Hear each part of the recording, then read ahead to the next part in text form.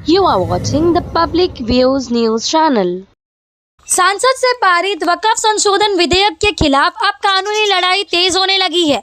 AIMIM प्रमुख असफुद्दीन ओवैसी ने भी वक्फ अमेंडमेंट बिल को लेकर सुप्रीम कोर्ट में याचिका दायर की है। राज्यसभा में ये बिल 128 सदस्यों के समर्थन से पास हुआ, जबकि 95 सदस्यों ने इसका विरोध किया। लोकसभा में ये बिल 3 अप्रैल को पास हुआ था, जिसमें 288 सदस्यों ने समर्थन किया और 232 ने विरोध किया था। संसद में भले ही वक्फ बिल पास हो गया है, लेकिन अब सुप्रीम कोर्ट में इसके खिलाफ याचिकाएं दायर की जा रही है। एआईएमआईएम प्रमुख असफुद्दीन ओवैसी ने भी इस बिल का विरोध करते हुए याचिका दायर की है। उन्होंने कहा है कि वक्फ संशोधन विधेयक के प्रावधान मुसलमानों और मुस्लिम समुदाय के मौलिक अधिकारों का खुलेआम उल्लंघन करता है। इस बिल को लेकर राजनीतिक गलियारों में काफी चर्चा है। साथ ही वक्फ अमेंडमेंट बिल पर आपकी क्या राय है, नीचे कमेंट सेक्शन में बताना ना भूले। असफुद्दीन ओवैसी। बहुत शुक्रिया सर।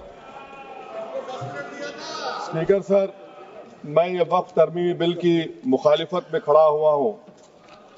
किसी एक शायर ने बड़ा अच्छा कहा था, जब भी ज़मीर और ज़र्फ का सौदा हो दोस्तों, जब भी ज़मीर और ज़र्फ का सौदा हो दोस्तों, कायम रहो हुसैन के इनकार की तरह।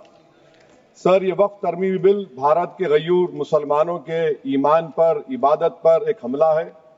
नरेंद्र मोदी की हुकूमत ने इस मुल्क की सबसे बड़ी अक़लियत के खिलाफ एक ऐलान जंग कर दिया, और ये जंग ना सिर्फ मेरे जिस्म पर है, बल्कि मेरी आज़ादी पर, मेरी समाजी और माशी मार्जिनलाइजेशन पर है, मेरी शहरियत पर है, मेरे मदरसे, मस्जिदों, खानखाहों और दरगाहों को निशाना बनाया जा रहा है।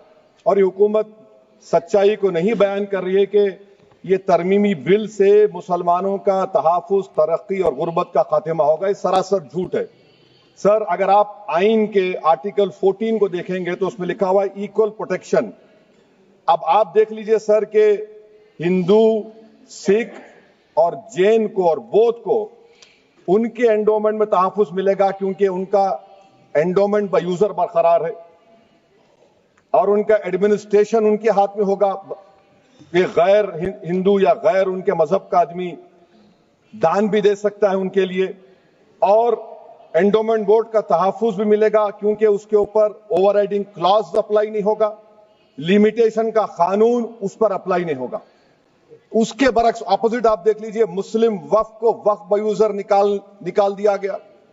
एक मुस्लिम वक्फ की जायदाद पर कब्जा होगा, लिमिटेशन लगेगा, तो जो एनक्रोचर है, जो खाबिज है, वो रातों रात मालिक बन जाएगा और एक गैर मुस्लिम वक्फ बोर्ड को एडमिनिस्टर करेगा। ये आर्टिकल 14 के इक्वल प्रोटेक्शन का वायलेशन।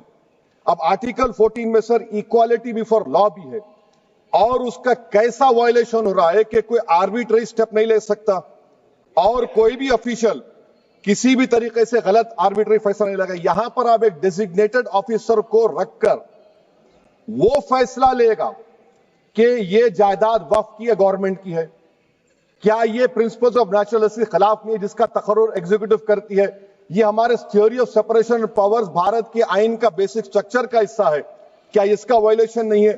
सर, आर्टिकल 25 का वायलेशन कैसे है कि आप मुसलमानों से वक्फ बाय यूजर छीन रहे हैं और फिर आप कर्ब कर रहे हैं वक्फ वाल औलाद को, मगर वहीं पर दूसरे धर्म के मानने वालों को उनके मजहब पर चलने की पूरी इजाजत है।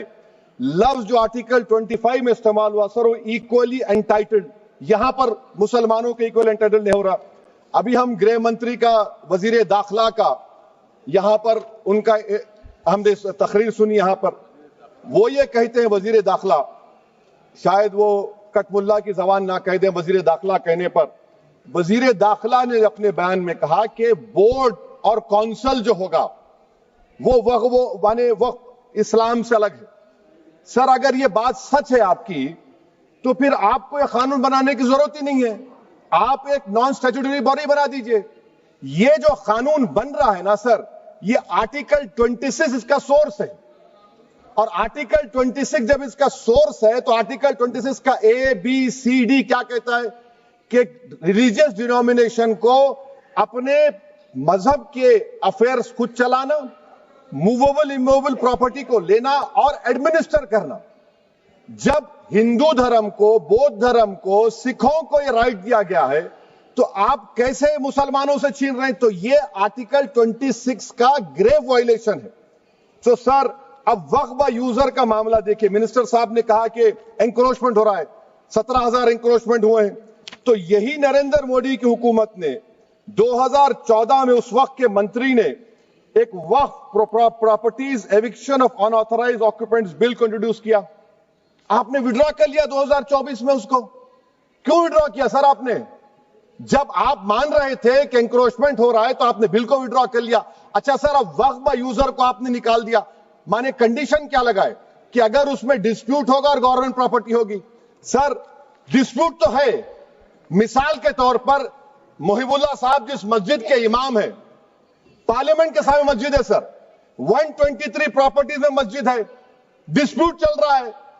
कल कलेक्टर या डिस्ट्रिक्ट ऑफिसर बोलेगा कि भाई साहब ये गवर्नमेंट प्रॉपर्टी है, स्टिकर लगा दिया जाएगा, मस्जिद बंद, गवर्नमेंट प्रॉपर्टी हो गई। होगी ना सर? अब ये बताइए, आप जब से यहां पर पूरे बीजेपी रूलिंग पार्टी हमको ज्ञान दे रहे हैं कुछ नहीं होगा, कुछ नहीं होगा, मैं दलील के साथ बता रहा हूं आपको। ये मस्जिद दिल्ली गवर्नमेंट बोलती हमारी है, वक्फ दिल्ली वक्फ बोलता हमारी है। तो सर, वक्फ बा यूजर, अगर मैं अपनी गवर्नमेंट के खिलाफ वक्फ बोर्ड वक्फ बा यूजर इस्तेमाल नहीं करेगा तो क्या है सर? अच्छा, ये अमेंडमेंट जब हो जाएगा तो मुझे कहने दीजिए सर, सिर्फ प्राचीन मंदिरों की हिफाजत होगी, मस्जिदों की नहीं होगी। अब सर आप आ जाइए, अगर डिस्प्यूट मेरा एंशिएंट मॉन्यूमेंट से वक्फ का, एक मिसाल दे रहा हूं, दिल्ली में 172 वक्फ प्रॉपर्टीज एएसआई कंट्रोल में है, मैं तो हार ही गया वो, क्योंकि मेरे पास डॉक्यूमेंट नहीं है। आप कह रहे हैं कि डॉक्यूमेंट चढ़ाओ। अगर मेरा गवर्नमेंट से डिस्प्यूट चल रहा है, मैं तो क्लेम ही नहीं कर सकता क्योंकि आप जज बनेंगे।